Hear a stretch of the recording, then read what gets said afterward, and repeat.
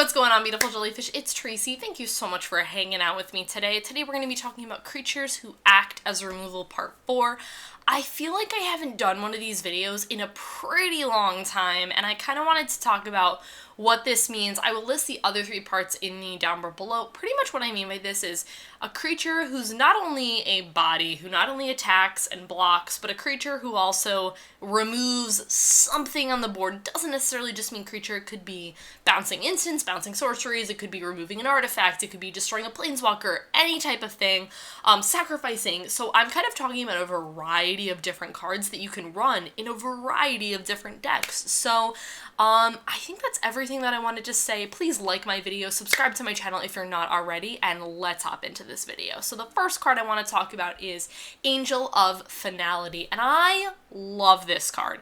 I have this card in 2 of my decks. I have it in Avacyn and I also have it in Rune. It's really dumb in Rune because you can keep blinking it and that means no one has a graveyard. It's great. This card is really good. I feel like some cards like this really are more situational. It kind of depends on the playgroup, but honestly, there's probably someone in your playgroup who's going to be playing some type of graveyard interaction that you want to get rid of it. And it doesn't necessarily mean that they're playing a heavy graveyard recursion deck. Personally, I don't... Whoa, excuse me.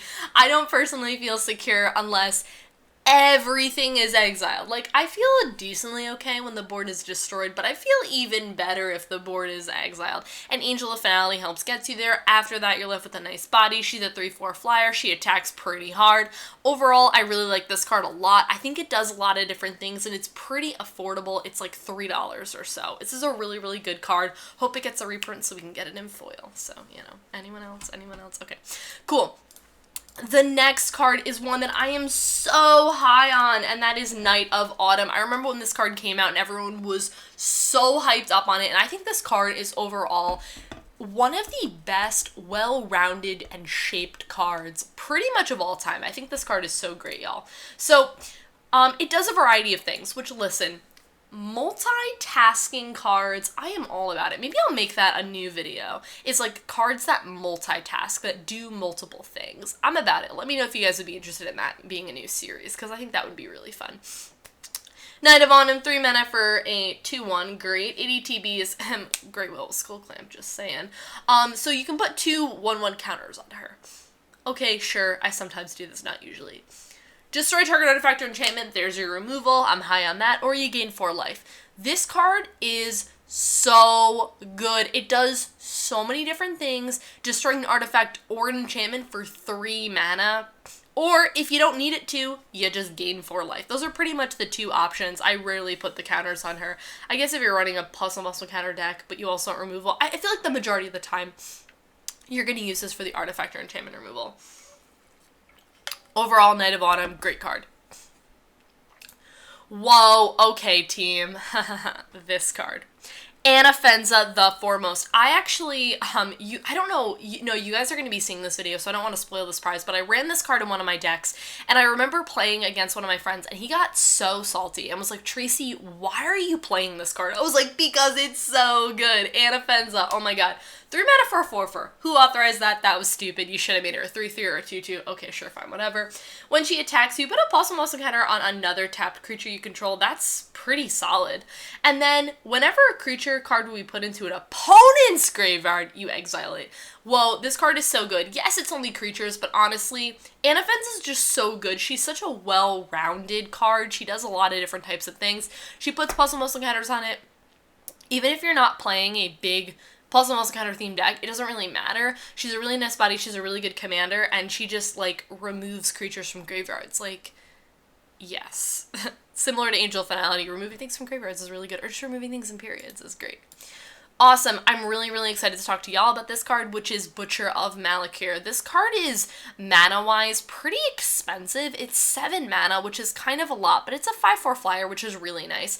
And when this or another creature you control dies, each opponent sacks a creature. If you're playing black sacrifice or just black death triggers or like anything like that, Butcher of Malakir is a really, really good card for you because it states that each opponent sacks a creature. You get around so many things. You get around hexproof, you get around indestructible, which sometimes can be roadblocks and things that you're struggling to get through. Butcher of Malachor is a really good answer for that because it just says you're gonna sacrifice it, and there are some cards that state you can't sacrifice things, but like those are fewer and far between in comparison to like hexproof, indestructible, those types of things. So Butcher of Malachor gets around a lot of different types of things, and it's whenever this dies. So if someone literally just like goes to target your things and removes it, at least everyone gets to sacrifice a thing. So overall, I really like this card. I think it's very strong. Awesome. One of these days I will film a video and I won't be sick, but today is not that day. Okay, the next card is really interesting, and that is the Scorpion God. I think the gods are pretty interesting, to be honest. This card is so cool. Like, I really like it. So whenever a creature with a -1/-1 counter dies, draw a card. And then I feel like this ability should have been the first ability, but okay, sure, fine, whatever. Design flaw, anyone else? For 3 mana, you can put a -1/-1 counter on another target creature. Now, this is not a tap ability. You can do this as many times as you want, and it can be on your stuff, which you might want to do, because you might want death triggers, i.e. this with Butcher of Malachor seems pretty good. And then this, you can put -1/-1 counters on your stuff or your opponent's stuff. Now, if anything is a 2/1 or a whatever, you just kill it. And then, whenever they dies, you draw a card. And you can do this ability as many times as you want, and it's not a tap ability, so you can do this for as much as you have mana, which is so good. And then whenever Scorpion God dies, you get it back to your hand. Like, this card is so good. It's such a great utility card. It draws you cards and it kills things. Oh my god, yes! What a great multi-purpose card that does so many things. I love that it can remove your own stuff too, because if you have type of abilities, like, I don't know, you're trying to Skull Clamp something. I keep talking about Skull Clamp, but honestly, y'all, Skull Clamp is just so dumb. Like, it's such a good card. It's like one of my favorite artifacts. And it just like draws you cards and you kill stuff. Like, yes, I'm all about this. Whoa, okay, love Teysa, Envoy of Ghosts. I am so high on this card. I think she's rad. She is 7 mana for a 4/4. She's kind of a lot, but she's got Vigilance and Pro Creatures. Oh yeah. When a creature deals combat damage to you, you just destroy it. Like, this is such a good anti-do not attack me card. Like, honestly, even if you don't destroy stuff with this card, it's the threat of do not attack me with this card because I'm gonna kill your stuff. And then if they do attack you, you destroy that creature and you get a 1/1. Like, Teysa, so much value. Why aren't more people playing her? She's so cool. She does so many different types of things. This art, too, I would take orders from her, is all I'm going to say. One of my coworkers, one day I walked in with a blazer, and she's like, I'll take orders from you. And I would take orders from Teysa, because how could you say no to that? She looks like a total badass. Okay. This card is so wild, and I love it. Anowon, did I say that right? The Ruin Sage. This card is so cool. It's great for vampire decks, but it's also great for non-vampire decks too. So it's 5 mana for a 4/3. At the beginning of your upkeep, each player sacks a non-vamp creature. Now, I like this card for a lot of different reasons. If you're running a vampire deck, this is so great because you don't have to sack anything. If you're playing a sacrifice deck, you sack things to this and you don't care because it says each player. Just please note that if you're putting this deck in something. And then it's on your upkeep, so everyone has to sack something, which is really, really cool. And it says non-vampire. So if you have nothing on the board but this, you don't have to sack it. This is such a well-designed card. I am all about it. Again, sacrifice gets around so many other roadblocks, indestructible, hexproof, things like that. I really like this card a lot. I think it's a very good card and can belong in a lot of decks that you're playing recursion, things like that. Things that you want to die, for example. Good card. Okay, cool. First time I'm talking about this card, which is pretty exciting, and that is Goblin Trashmaster. I don't know what it means to be a Trashmaster. Does anyone know? I would love to. Inquiring minds need to know, what does it mean? I think this card is pretty interesting. It is a goblin synergistic buff, so you play this in goblins, but it has this, like, added on ability of removal, which I really like. So it's sack a goblin to destroy target artifact. Like, okay, like, this is just great. It's a great anthem effect for what it is. And then it's like, you just sack something, you can just as many times as you have goblins to destroy target artifact. Like, you're playing EDH, there's people with artifacts, right? Like, this is not something that's like, this might be situational. Like, no, people are playing artifacts, you want to remove them. It's a little bit mana cost, so you're probably not going to get this out that early. You're also playing this in probably mono red or black red, so getting this out early might be a little bit more challenging, but like, honestly, like, this is a really good, to stop people from playing Mana Rocks early, but honestly, I think this card is really good. I like it. I think it's like a good multi-purpose card. I think it's good. Wonderful. The next card is Plaguecrafter. I really like this card. We talked about a lot of sacrifice in this video, but honestly, it just fits. Enters the battlefield, each player sacks a creature or planeswalker. This card is really mean early on, and each player who doesn't, they discard a card. So this card kind of does like a couple of different things, which I really like.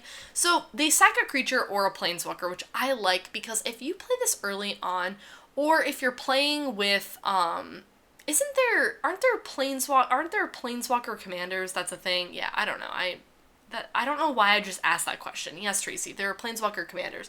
Great, so you can play this and then remove someone's Planeswalker commander at early stages of the game, or if someone like board wipes, and then, you know, sometimes like after a board wipe, someone then just plays their really threatening creature and you're like, oh my god, I just board wiped and now this huge thing. Play this, you sack it, you don't really care. Like, sacking Plaguecrafter is not like, you're like, whatever. Like, I don't really care that I just sack. It's just a 3/2. And then if they can't sack anything, they can discard a card. So you can play this card in a variety of ways. If you just want people to discard cards, if you've seen someone's hand, if you know someone's got one card in their hand and you know what it is because they bounced it, and you know, and you like want to have them discard, like, overall this card's just very like universal. I really like it. Cool. And the last card we're going to be talking about, I feel like I talked about this card in another one of these videos, but I guess I didn't, and that is Archon of Justice. I love this card. I think this card is so great. It is a 5-mana 4/4 flyer. Already love it. It's put into the graveyard from play. You remove target permanent from the game. Y'all, this card is like 40 cents. More people need to run this card. It is so good. It's put into the graveyard. That's so easy. You attack with it, you block, you whatever, you sack it. I don't care. It goes in the graveyard. It's gonna happen. It has to be put in the graveyard, though, for its effect to work. You remove target permanent. Are we not made clear? It's a permanent. It's anything. It's not... It's anything. It's a land that's really threatening. It's a planeswalker. It's a commander. It's like anything that you like. You just remove it. This card is so good. I love it. Overall, such a strong card. Please run it. That's it. That is it for this talk on creatures who act as removal. It's so fun. I love creatures who are multi-purpose, who do a variety of things. There's been so many cool things that come out. This is like, a lot of times, like, how I build decks is like creatures who give me the most utility and things like that, and creatures who remove things. I just love that. So that is it for this video. Thanks for hanging out, and I will see you guys in my next video.